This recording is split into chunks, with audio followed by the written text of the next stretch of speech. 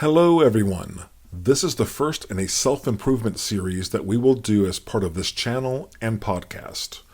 Excellence, in every sense of the term, is part of the foundation of our whole approach to being the best man that you can be, in order to be, among many other things, as attractive and appealing to women as possible.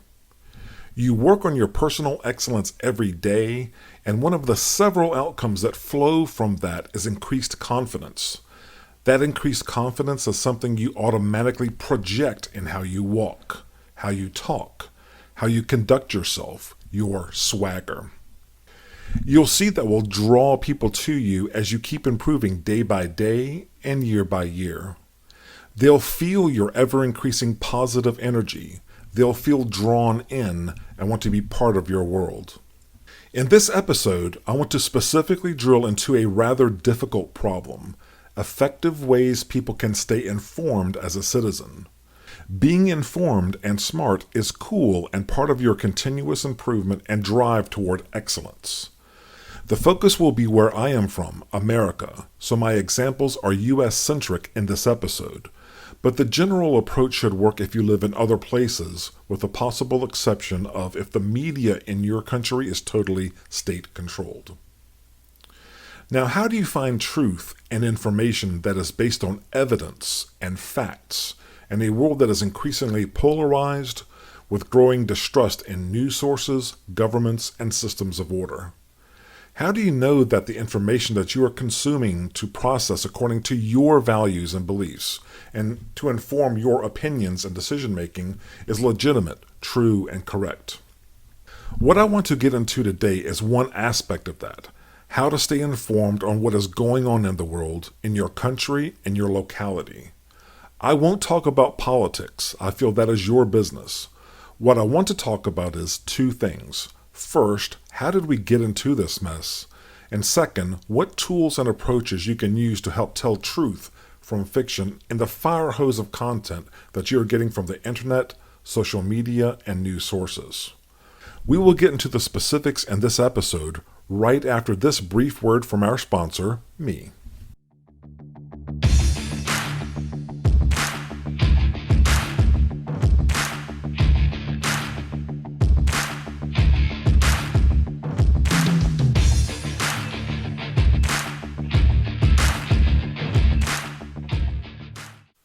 Hi everyone, welcome to the Gentleman's Guide to Flirting. I am David, the author of the book of the same name, Gentleman's Guide to Flirting, available on Amazon.com. I am also your host and the exalted leader of the Gentleman's Guide to Flirting empire. You will be able to find this content on YouTube or wherever you get your favorite podcasts. Thank you for joining. Let's get started. Welcome back, everyone. This is episode 10 of the Gentleman's Guide to Flirting.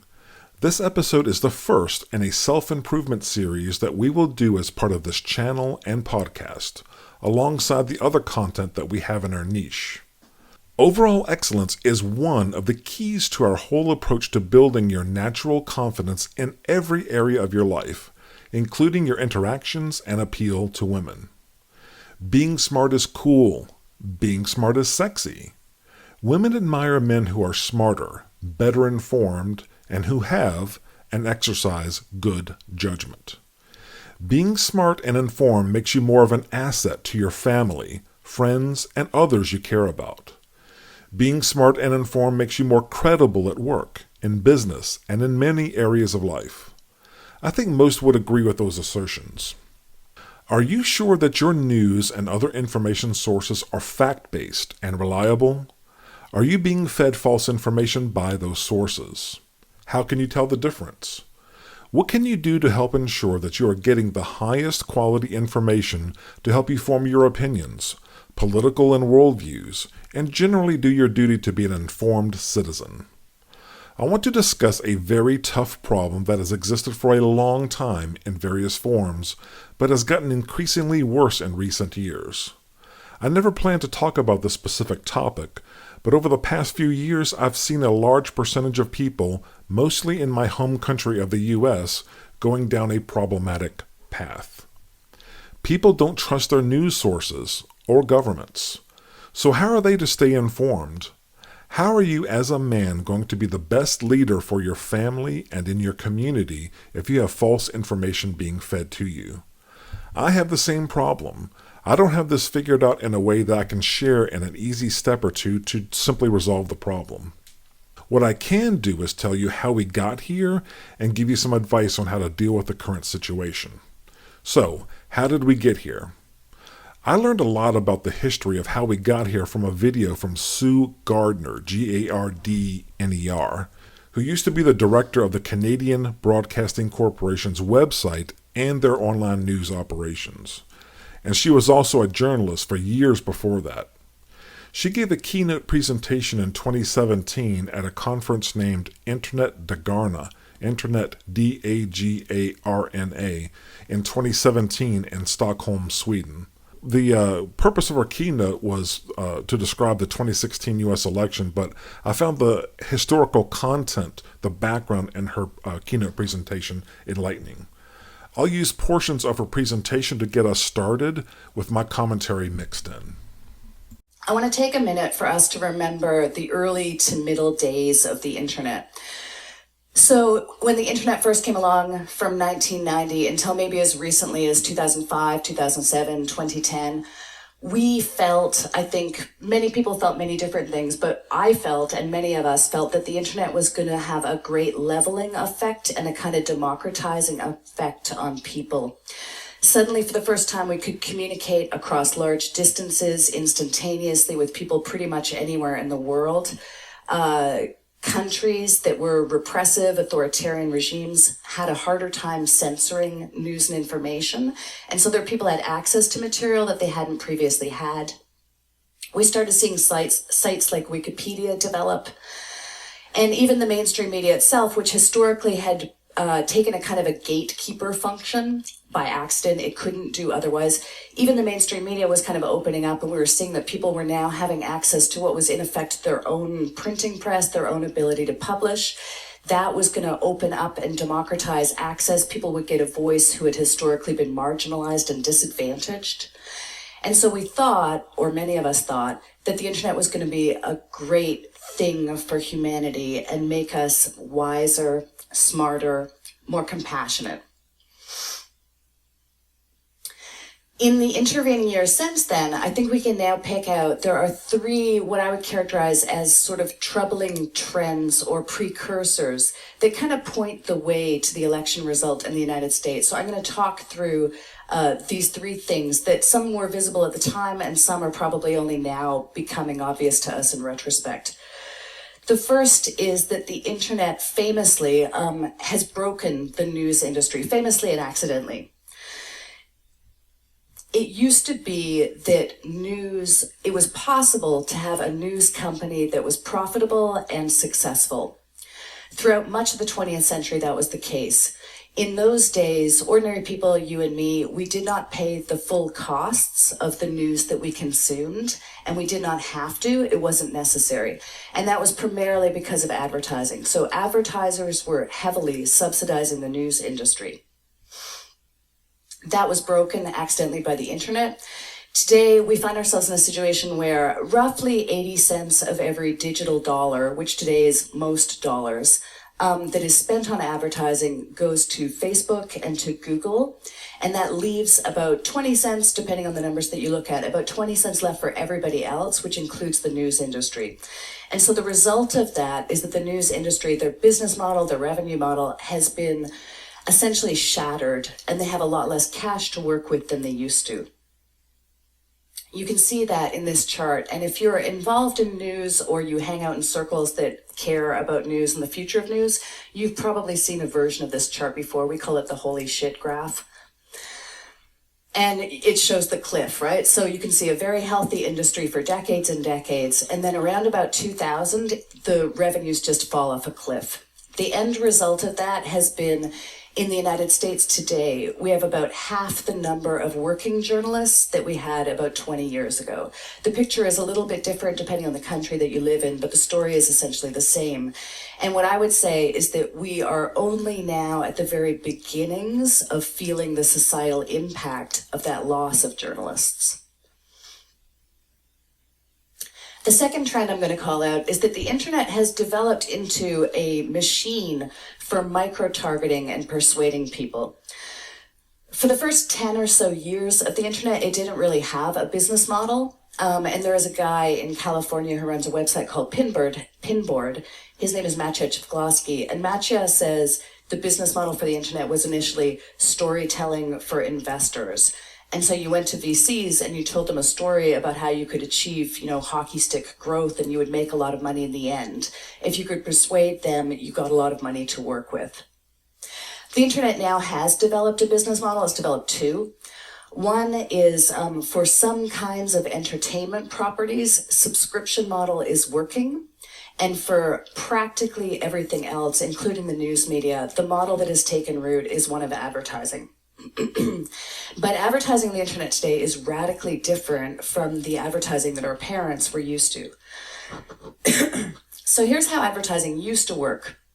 You wanted to reach a lot of people, and so what you did was you bought time on television programs or in print media, and that worked okay. And in doing that, you were only able to very loosely target groups. So you could target, American families or people living in Toronto or teenagers, but you were really only able to target big, broad groups, and you couldn't actually be sure that you were going to reach the people you were trying to reach. That has all changed today. So today, let's say this is me. I joined Facebook. And when I join Facebook, I voluntarily give up a certain amount of information about myself, my gender, the city that I live in, the college that I went to, and where I work. And then as I wander around the internet, I'm constantly exuding more information by the things that I like, the things that I tweet, the stuff that I comment on, things that I buy. I manually update my own profiles. And so I'm constantly sort of putting out a fog of new data. That data is collected, for example, by Facebook, but not only by Facebook, and put in a container which is named for me and specific to me. Now, if I were an advertiser and I want to reach people like me, I would do that through Facebook. I would use the create ad link, which is accessible to anybody. You don't need to be, I can make ads on Facebook.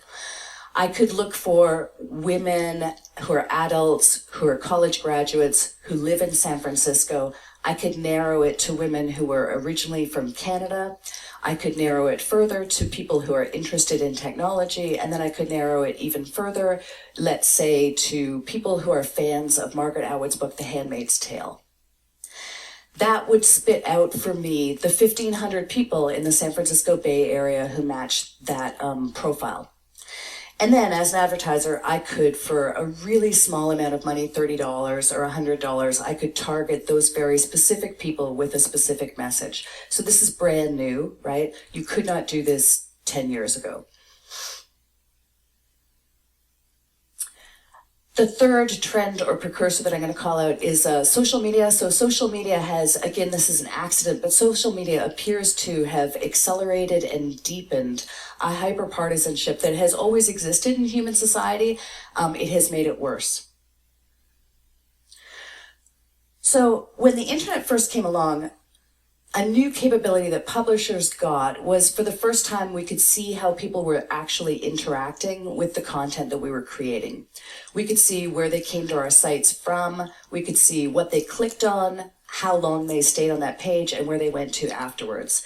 This was a new capability, and what it gave rise to was a kind of, never-ending A/B testing. So we were constantly looking at the performance of the headlines that we wrote. We could test images against each other, story length, and so we could continuously optimize all of our work to make it likelier that people would click on it and would want to share it. And this eventually developed into a reasonably profitable business model, especially if the material that you focused on was stuff that was intended to entertain people. You didn't need the heavy costs of international foreign bureaus. You didn't need a lot of copy editing. You didn't need a heavy research team. And so you could actually make money doing this. It turned out that social sharing was driven largely by emotion. And it turned out that the emotion that was the easiest to sort of produce on a predictable basis was anger. And it turned out that the kind of content that most predictably elicited anger and therefore social sharing was politics, and it was specifically hyper-partisan political coverage. And so that's how we developed hyper-partisan news. It grew out of clickbait, and it grew out of our ability to optimize stories. I think Sue Gardner's retelling of the history and background of the situation, how it got here, is just perfection. So I changed my mind. I didn't break into it. I wanted you to hear the whole thing in her words without me splitting it up. But I'd like to just go highlight just a few things that she said there that are relevant to our thesis in this episode. In her 3 troubling trends, she mentioned that the internet broke the news industry, and the graph that she showed on screen, I want to dispel a little bit for the benefit of the people listening via podcast without video. She said basically roughly 80 cents of all digital ad dollars go to Google and Facebook. The breakdown she showed on screen was Google was getting 40 cents of every dollar, and Facebook 37 cents of every dollar, with the remaining 23 cents spread across for everybody else, and that was both digital and the traditional legacy news media who have their own websites now. So you can see how lopsided the situation is. Yeah, as far as I know, the numbers from the time she gave her presentation in 2017 haven't changed much between then and now. We're recording this in August of 2020. It's still very much lopsided between Google and Facebook compared to everyone else. So if you're not Google or Facebook, you're struggling. So basically, the news industry has far less cash than they used to have. The graph that she showed there, that she called the oh shit graph, showed a steady improvement for the traditional news media from the 1940s and 1950s up to the advent of the internet. And then, like she said, the revenue for those folks just dropped off a cliff. So it was quite devastating for them. She mentioned that as far as she knew, there was about half the number of working journalists now than there were back in the news media's heyday. Her second troubling trend was that it was around micro-targeting and persuasion for being able to place ads. And I can tell you that's still the case. What she described about Facebook is definitely the case. I set up, in support of the book, Gentleman's Guide to Flirting, I set up a little crappy webpage through what Facebook offers. I have the main page at gentlemansguidetoflirting.com, but I'm just exploring around to see what works best through social media for my book, for marketing my book and getting the word out there. And I could do exactly what she said. I can place an ad through Facebook right now as a brand new person on Facebook with no following, no reputation whatsoever there. You just click click create, click ad, and you'll get walked through this beautiful, fully featured wizard interface that allows you to do incredible things in terms of targeting specifically where you want your ads placed and who they go in front of. For example, I could put an ad for the Gentleman's Guide to Flirting book targeted at single men in New York City of a certain age range who are also New York Yankees fans. It's just incredible. So I'm not saying that's a good or bad thing. I just think it's interesting. And like she said, that advertising seems to be the predominant way that if you're going to survive and make money now in the modern era, it sounds like advertising's pretty much your lifeblood. She mentioned that subscription models in her estimation were working for certain types of what she called entertainment properties. For gaming and some other things where people are willing to pay for the content because they love it so much. But for everyone else who's scrambling around for their share of the every dollar of digital ad dollars, it's brutal out there, brutal competition. So that's a tough problem. I thought it was interesting in her third point around accelerated hyperpartisanship in social media. I thought it was really interesting and highly relevant to our topic here in this episode when she discussed exactly how, like in her experience with the Canadian Broadcasting Corporation, how they tried to survive once they saw the internet was taking off and it was kind of a big threat to them business-wise. She said that when the internet came around, that publishers like her employer, the Canadian Broadcasting Corporation, could use metrics to see how people and readers were coming in and interacting with their material. any person operating a website can see where your reader came from. You can see where, like from what's called a referrer tag, how they got to your site, where they come from exactly. And of course, while they're on your site, if you have enough logging, you can tell what they clicked on while you're on your site, how they navigated around, how long they stayed on a particular article, and where they went to afterwards. So she described what she called A/B testing, where organizations were looking to see, hey, if I use this image versus that image, does it get more people to click? Do they stay on the articles longer? Basically, the point is, these providers need you to stay on their websites as long as possible so that you're consuming advertisements, so that they can get paid, so that they can survive. So that's a absolutely essential point to our topic here. And if you think about it, it explains a lot of what you see. Is like you've got so many attempts out there of varying degrees of quality to try to attract your attention, to get you to click to go to a platform, whether that's CNN or Facebook or Google or Fox News or anything.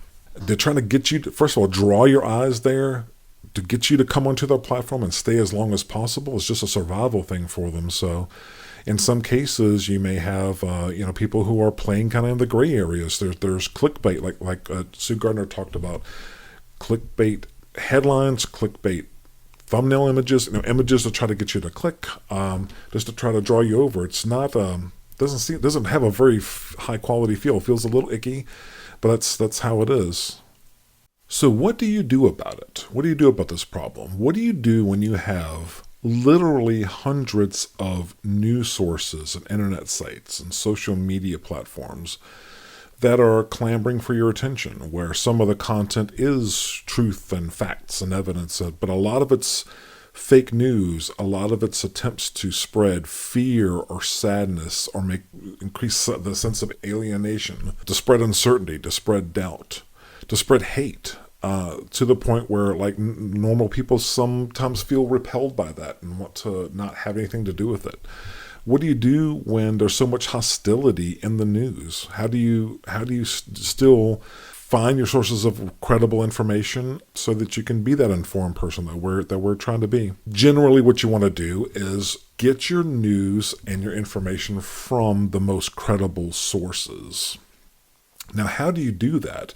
There's hundreds of them, and all of them claim to be credible. And if you dare say that one of them's not, you'll have a mob of people rise up to try to swat you down, to try to say that it is. But so how do you do that? What's on screen here is what's called a media bias chart that is produced by a company called Ad Fontes Media, AD space FONTES space media. I purchased a license for this so I can show you guys, and I bought a license because I am a baller and I respect people's copyrights, but I want you guys to be able to see this thing. This is the latest version that they've produced. They've had versions of this for a few years now. This is the June 2020 version, so I think it's fairly current. Now, these guys don't have, just to be clear, these guys don't have any monopoly on good ideas and judgment of the news industry worldwide, but I think it's kind of useful. The way to read this chart, it's kind of a mess, but the way to read it is, if you're a news organization, you want to be as close to the top center, the top vertically and the center horizontally as possible. So if you look near the top center, you see AP, which is the Associated Press, and then Reuters, which is another a news organization. And clustered in there, you see, it's a little hard to read, but you see the Weather Channel, NPR, Denver Post, ABC, CBS, NBC, and some other stuff jumbled up in there in that area that's kind of boxed in by green. The green dashed box rectangle is the legend says it's most reliable. So as you work your way from the top, middle, downward, you get to mixed reliabilities, the yellow section, somewhat unreliables, the orange section, and what they consider unreliables in the red section near the bottom. As you go from left to right in the chart here, the further left you get is more extreme, progressive, liberal, democratic. Again, using the U.S.-centric model that we're talking about here. In your country, you may call it something else. As you move to the right, the further right you get, it gets to be, hyper-partisan right. Then rightmost portion of the graph is most extreme right. So that would be more conservative. If you look at the top center of the graph, the top center where you see AP Reuters there, AP is one organization, Reuters is another, and with a bunch of other stuff clustered underneath of it, NPR, NBC, CBS, Bloomberg, Politico, and Washington Post, New York Times, and several others there. Those are where I suggest kind of focus your attempts to get news from. Now, I'm going to tell you, some of them aren't the sexiest sources, like NPR, AP, and Reuters. They kind of just, quote-unquote, report the facts. But since the point of this entire episode is to try to give you advice on where you can find fact-based news reporting, I think this is a good place to start and a good way to think about it. So look at the top of this. It's kind of like an inverted V there. You've got AP Reuters at the top, at the apex of the inverted V. Then you got two legs. You got one leg that's stretching off to the lower right and one leg that's stretching off to the lower left. As you read down through things, as you work down the left leg, you see like Wonkette and Palmer Report and some other things, Daily Cost, Crooks and Liars, near the bottom-most left corner of the graph. As you work your way down there, they get more and more extreme, and more unreliable, more likely to have fake news content and clickbaity stuff and not be really a good source of information for you. Same thing, if you look on the lower right-hand side, you got InfoWars down there.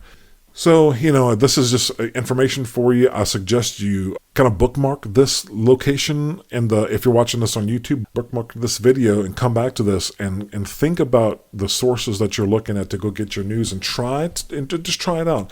Try to pay more attention to the things that are in the upper middle of this chart to see if that improves the outcomes that you're getting, the quality of the news that you're getting as you try to keep informed and stay abreast of what's going on in the world. The second thing I want to point out to you is this. People on the YouTube channel, you can see a page on English Wikipedia called Perennial Sources. For people listening via podcast where they can't see the video, if you Google Wikipedia Perennial Sources, Wikipedia space Perennial space Sources, the top result should be a link to this page. The reason why I bring you here is if I want to give you a second perspective. The last chart that I showed you is from one smallish 12 or 15 person nonprofit, I think, one organization's view. They're like a media watchdog organization. They try to report on bias to help us make informed decisions on where we should get our news from.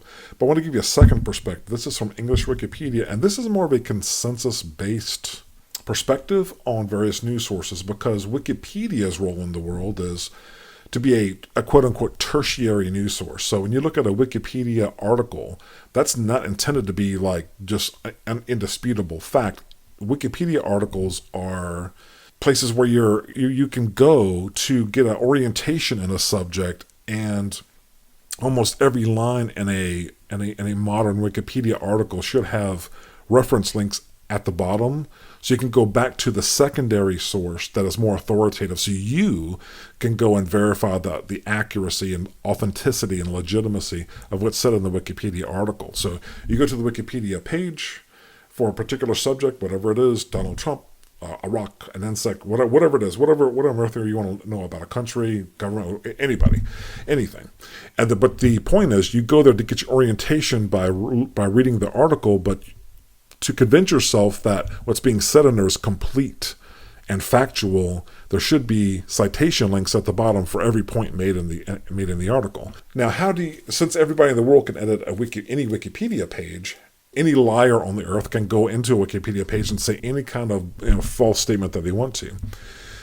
So for the citation links that I mentioned at the bottom of each page, they need to point to something that's reputable. Like one of our principles here, things I'm proposing here is you got to consider the reputation of the person or entity that wrote something when you're trying to verify as something factual or not.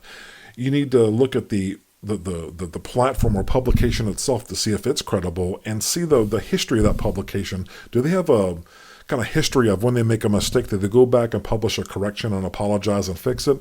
Or they just spew out any kind of fake news and garbage that they want, and they never go back and correct anything, because their point was to draw people in there so they can look at ads and keep you trapped on the platform like we've been talking about. So what I've got on screen right now is, you see like there's a color-coded list of news sources here. The list of news sources that make into the leftmost column, the source column, are the ones that come up most often when Wikipedia community members are kind of like disputing or discussing which sources are the most credible. So the reason why I bring you here and bring this to your attention is so that you can benefit from the crowdsourced work of a group of very passionate knowledge ecosystem people.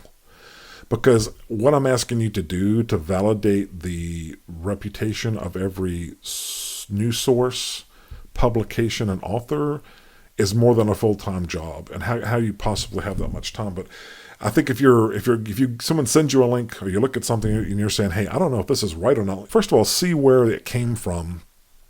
You can use the chart that I showed you before to see if it shows up on there. Or you can come here to the Wikipedia perennial sources page and just look up and see what they say about it. There's quite a few organizations listed here. I'll just point out a couple of them. Like you got CNN here. I know a lot of people don't agree with this statement, I understand, but there is consensus that news broadcast or published by CNN is generally reliable. However, our report consists solely of user-generated content, and talk show content should be treated as opinion pieces. Some editors consider CNN biased, though not to the extent that it affects reliability. You see how that's going? Like, I know there's a lot of talk out there in the polarized dispute arguments. There's CNN and MSNBC on one side and Fox News and the like on the other. My impression is that their standard news broadcasts in off-peak hours, like during the morning time and around midday, those typically are more okay in terms of bias, but not being terribly biased. Like one source may be a little to the left, a little to the right. But as you go into the evening time, where there's a lot more viewership and there's a lot more competition for eyes, that's when those networks, they run their opinion shows. That's the Hannitys, that's the Tucker Carlson's, that's CNN's opinion shows. That's where they're trying to draw the eyeballs in there, and those don't even claim to be news. So I think a lot of the disagreement between people who are hate MSNBC or hate CNN or hate Fox News is because they're thinking more of the primetime opinion shows that come in later when there's millions of people watching those shows, but the regular news broadcasts that aren't as sexy or appealing, they come on earlier in the day and they're not quite as bad in terms of bias. There may be a little on the left and a little on the right, but the opinion shows are wildly on the left and wildly on the right, because that's basically what people want to see. If you think back to what Sue Gardner said in her keynote presentation, she said that what worked even years ago when the internet was first starting to displace a lot of traditional business for the news organizations, we, the public, the consuming public, tend to prefer content that makes us angry, and specifically political content, and more specifically partisan content. So if the problem is that our news is broken, it's kind of also our fault, is it not? Because the businesses that are in the news industry, in addition to some of the social media companies that are in play, is maybe not profitable to play it down the middle, to be unbiased, because you're considered boring. Like NPR and Politico, they're not super sexy, but they're the best sources of information in my opinion. But it's what I'm trying to recommend to you. But if you're trying to stay alive, if you're trying to pay salaries and generate a profit as a business, so if you're getting ad revenue because you're putting opinion content on during your peak hours, that is making people hate one another and making them upset, but they keep coming back over and over again and consuming the ads, and you can show that to your advertisers and get revenue up, they're just businesses, and they're doing what they think is best to stay alive. Because if they just give you straight, boring, down-the-middle news, they may die. My last point, the last tool or tip I want to leave you with is Betteridge's Law of Headlines.